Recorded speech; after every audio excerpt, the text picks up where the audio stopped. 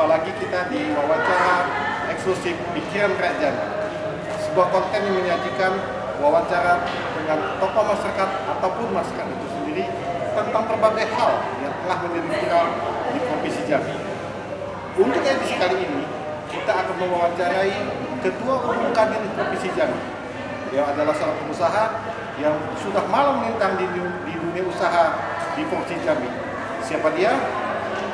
Kita simak liputan berikut ini. Subscriber, saat ini bersama saya sudah ada Ketua Umum Kadin Provinsi Jambi, yaitu Bang Usman Sulaiman. Selamat siang, Bang. Ya, masuk masalah Kadin Jambi, saya memulai dari tahun 2019 dan berakhir 2024. Ya. Itu kalau untuk masa jabatan. Saat ini kan boleh dikatakan Kadin ini merupakan organisasi yang pengusaha-pengusaha, Pak. Benar. Kalau boleh tahu, dari kepengurusan ini lebih cenderung atau lebih banyak didominasi oleh pengusaha bagaimana Kadin? Oh iya, mungkin sekilas saya bicarakan dulu bahwa oleh pemerintah dengan undang-undang tahun 1987, kan, di mana Kadin adalah mitra daripada pemerintah. Di dalam Kadin itu sendiri terdiri dari beberapa pengusaha. Ada pengusaha kontraktor, ada bisnis perhotelan, ada bermacam-macam bisnis yang bergabung di dalam Kadin. Nah, Kadin juga membawahi BUMN, koperasi, dan lain-lain. Fokus daripada Kadin ialah membina pengusaha-pengusaha dan pengusaha khususnya gitu, dan sebagai fasilitator dan juga tempat mereka bertanya dari kegiatan-kegiatan lain tentang keberadaan Kadin buat. Sampai sejauh ini gerakan daripada Kadin Jambi sendiri sudah bagaimana, Pak? Ya, alhamdulillah semenjak kita dan teman-teman mengurus Kadin Jambi, betul-betul sekarang sudah mulai berubah dari jumlah kepengurusan, dari jumlah pengurusan dari jalur mana sudah cukup banyak, ya gitu, ya kan? Kalau dulu mungkin terbatas, sekarang kita lebih banyak fokus kepada pengusaha-pengusaha UMKM. Ya kan? Kita memberikan kesempatan kepada pengusaha-pengusaha UMKM untuk lebih eksis, ya gitu, ya kan? Lebih menjalankan roda pengusahanya untuk melompat daripada pengusaha-pengusaha kecil kepada pengusaha besar, khususnya kepada pengusaha-pengusaha kontraktor, karena kita tahu sekali bahwa di Jambi lebih banyak yang mereka bergelut di bidang kontraktor. Nah, kita sekarang akan merubah mindset mereka. Dari dulu kita berkata selalu memesankan itu karena dari pusat juga menginginkan mereka sudah menjadi pengusaha-pengusaha yang tidak lagi tergantung dengan pemerintah. Jadi dari pengusaha kontraktor kepada pengusaha ini, mungkin mereka lebih mengembangkan usaha-usaha retail dan sebagainya yang tidak menggantungkan diri kepada pemerintah. Itu yang harapan dari kami. Kondisi saat ini kan sedang pandemi.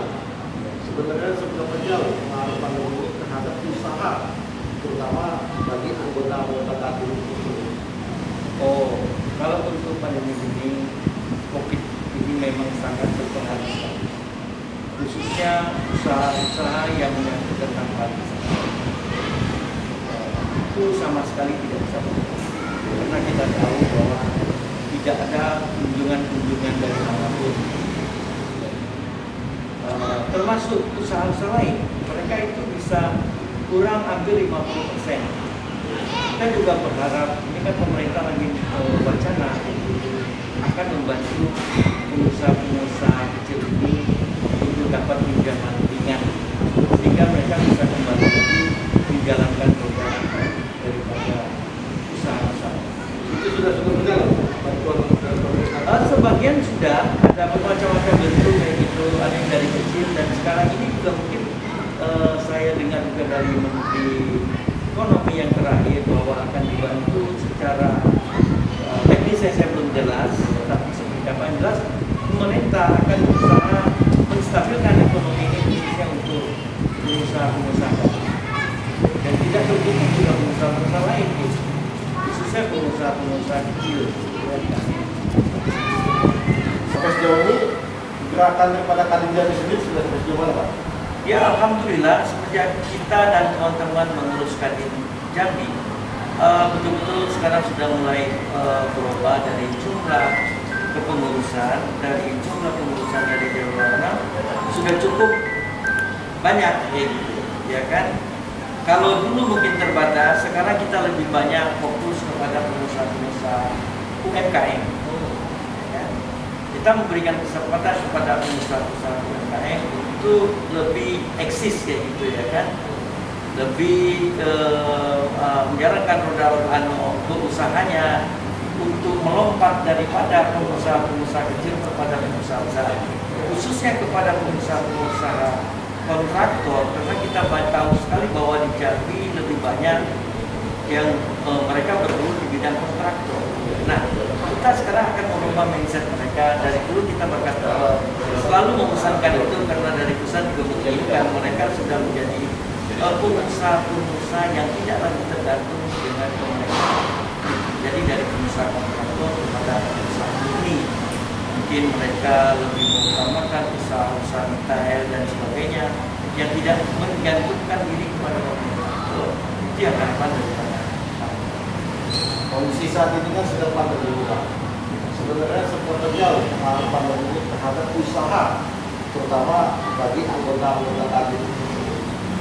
Oh, kalau untuk pandemi ini, COVID ini memang sangat berpengaruh, khususnya usaha-usaha yang tentang bangsa.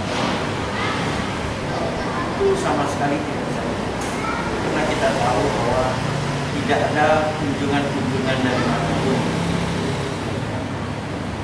Termasuk usaha-usaha lain, mereka itu bisa kurang hampir 50%. Kita juga berharap, ini kan pemerintah lagi wacana akan membantu pengusaha-pengusaha kecil ini untuk dapat pinjaman ringan, sehingga mereka bisa kembali lagi menjalankan perjalanan daripada usaha-usaha.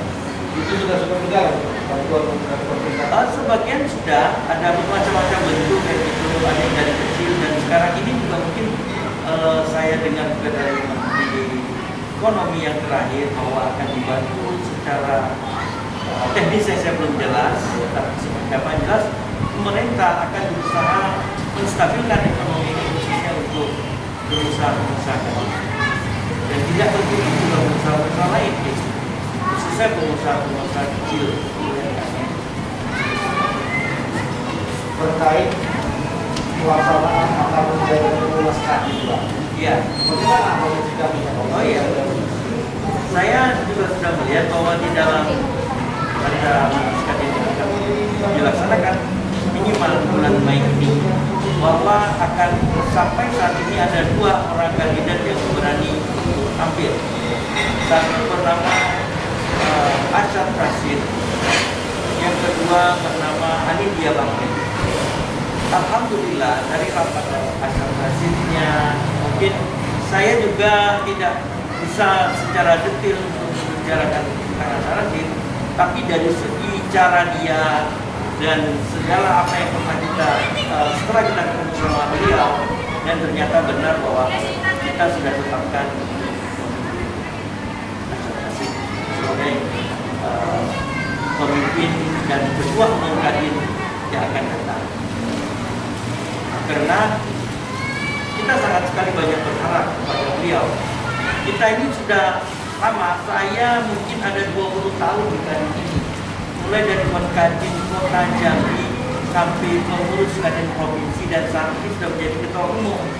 Saya melihat lebih banyak ini no action terlalu ejek. Ya kan? Mereka hanya memberi wacana-wacana yang kosong gitu. Kita ini hanya raja sesaat bila mau akan ada munas. Setelah itu juga selesai kan gitu. Nah, dari akhir-akhir itu mereka putuskan bukan mereka mau coba-coba, tapi melihat mereka karakter dan melihat daripada apa yang dibuat Asyad ini kayaknya dia lebih pas. Tanpa harus menjadikan kita ini. namanya manusia pasti akan berubah. Seberapa besar Pak, hubungan Arsa Trust dengan yang boleh dikatakan pengusaha-pengusaha di Jawa Tengah? Sehingga Abang begitu sakot mau begitu di memasang nanti. Ya, sebenarnya asal klasik ini buat kita juga baru. Ya kan, kita juga nggak baru kayak gitu. Kita kenal Anindya Bakti sudah cukup lama. Ya kan, tapi yang adalah pilihan. Ya kan, hidupnya adalah bagian. Ya kan, iya atau tidak. Milih yang ini atau yang itu kan begitu. Nah, tapi tadi saya bicarakan bahwa ini juga saya lemparkan kepada seluruh pengurus. Ternyata pengurus dari senior termasuk ketua Dewan Pertimbangan dan lain-lain, WKU lainnya, mereka lebih tertarik, ya kan. Padahal mereka sendiri juga banyak yang belum tahu dan ketemu dengan masyarakat. Nanti kita juga akan undang bahwa beliau juga akan datang ke Jambi, ya kan. Saya juga kasih kesempatan kepada Chandra untuk bisa wawancara langsung kepada terkait program besar daripada Kadin Jambi ini Pak, Abang lebih stretching ke pelabuhan Ujung Jambi. ya. Sebenarnya bagaimana? Terima kasih. Bahwa kita Kadin sudah membuat MOU dengan pemerintah. Pemerintah pusat. Pemerintah Jambi. Oke. Jambi bahwa kita fokus akan melaksanakan meminta bantu kepada pemerintah pusat, khususnya mungkin lewat asap inilah, kan? Bahwa nantinya Jambi juga harus memiliki pelabuhan. Karena kita lihat sampai hari ini tidak ada satu provinsi yang bisa berkembang tanpa pelabuhan. Kita contohkan Bengkulu dia punya pelabuhan, Lampung punya pelabuhan, Palembang punya pelabuhan, Padang dan sebagainya. Padahal Jambi ini sangat potensi. Pelabuhan ini itu sangat strategis sekali.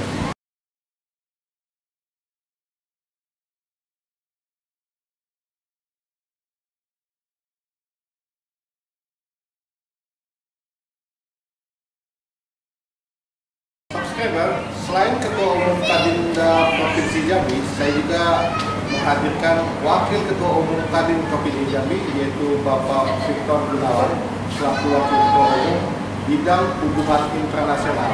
Selamat siang Pak Victor. Selamat siang.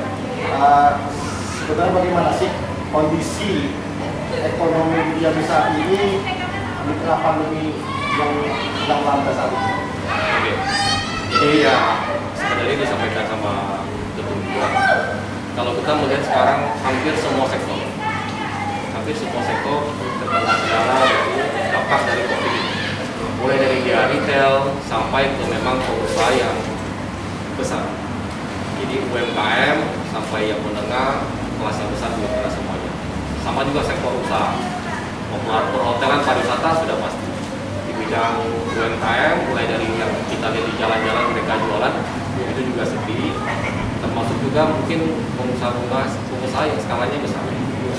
Mau dia itu transportasi, mau dia otomotif, mau dia perdagangan yang lain. Hampir semuanya kena imbas dari ini. Nah, makanya kita minta, selama ini juga pemerintah udah banyak support. Nah, cuman ya kita akan dorong lagi supaya pemerintah dan asosiasi-asosiasi yang tergabung di dalam Kadin Provinsi Jambi akan ikut mendorong supaya bantuan atau mungkin keringanan dari pemerintah untuk tetap mempertahankan usaha-usaha yang sudah ada. Kalau enggak sampai dia kolaps, kasihan nanti. Karena satu perusahaan pasti banyak karyawannya, ada keluarganya. Nah itu imbasnya sangat masif. Jadi ya mungkin itu yang kita coba perjuangkan di asosiasi-asosiasi. Subscriber, Bapak Victor ini selain sebagai wakil ketum Kadin Provinsi Jambi, dia adalah direktur operasional dari Fisbel, di mana tempat kami saat ini wawancara. Selaku pengusaha hotel, Pak, sebenarnya bagaimana tingkat okupansi daripada hotel Fisbel sendiri selama pandemi ini? Mungkin kita cerita perhotelan secara keseluruhan. Sejak tahun kemarin terkena COVID, saya pikir nggak cuma Jambi aja. Jadi hampir di semua provinsi mengalami hal yang sama. Boleh dikatakan Bapak Budur. mulai dari Maret, April, jadi ya beberapa penyesuaian terpaksa harus kita lakukan, mulai dari masalah jam kerja, mulai dari yang lain segala macam, supaya kita bisa bertahan. Cuman kalau mau bertahan aja, tanpa bantuan dari pemerintah, tanpa support dari pemerintah daerah dan pemerintah pusat, akan sulit untuk bertahan. Karena ini satu kesatuan. Pesawat juga nggak datang. Apalagi kita tahu kalau untuk Jambi ini adalah daerah bisnis.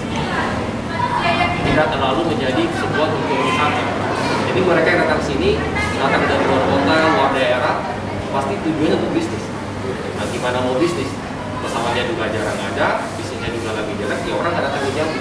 Kalau orang nggak datang ke Jambi, ya pasti nggak nginep di hotel. Nah, ini yang berat buat semuanya. Dengan okupansi sudah pasti bagus. Nah, cuman ya dengan berjalannya waktu, ini juga dari pemerintah ada bantuan, dan ada bantuan. Nah, ini pelan-pelan sudah mulai menunjukkan grafik yang agak meningkat. Saat ini ya? Ya, saat ini. Ya. Ya, kalau kita bandingkan dengan teman-teman yang di Bali, daerah-daerah wisata, kita sih mungkin lebih bersyukur. Kita sudah mulai nampak grafiknya, walaupun masih belum signifikan. Mungkin kita masih butuh waktu lah. Tapi tetap protokol kesehatan diberlakukan Pak ya? Tetap. Kita tetap menyesuaikan dengan prokes yang ada, aturan-aturan dari pusat dan daerah juga kita lakukan semuanya. Jadi ya, boleh bilang kita sudah sebagai salah satu yang pertama hotel berbintang yang menjalankan standar CAS ya. Itu memang yang dari pusat. Sebagai juga wakil ketua umum Kadin bidang hubungan internasional, bagaimana Bapak bisa menjalankan dua profesi ini Pak? Kalau terkait dengan Kadin, ya biasa karena sekarang kita nggak bisa banyak berkunjung. Jadi kita biasa banyak ya melalui meeting. Koordinasi kita juga ada tergabung dengan IMDGT, itu Indonesia, Malaysia, Thailand untuk koordinasi. Kita sering komunikasi juga, tapi ya via Zoom meeting. Jadi ya kalau kendala sih ya mungkin nggak ada lah ya. Kendala sih mungkin nggak ada karena sekarang ya semuanya masih bisa secara online. Kalau untuk pembagian waktu ya saya tidak terlalu berat. Terima kasih. Harapan kita pada khususnya Kadin Provinsi Jambi kedepannya kita lebih dapat bersama-sama untuk melakukan dan membangun kota Jambi khususnya. Oleh sementara ini kita juga akan melakukan bulan puasa untuk kita bisa saling memaafkan bersama seluruh pengurus dan masyarakat Jambi khusus. Wabillahi taufiq wal hidayah. Assalamualaikum warahmatullahi wabarakatuh. Demikianlah tadi subscriber wawancara eksklusif Jember Jambi dengan Ketua Umum Kadin Provinsi Jambi dan Wakil Ketua Umum Kadin Provinsi Jambi bidang hubungan internasional. Semoga bisa kita ambil manfaat dari pembicaraan ini dan jangan lupa untuk selalu like, share, dan subscribe di Pikiran Raya Jambi. Terima kasih. Wassalam.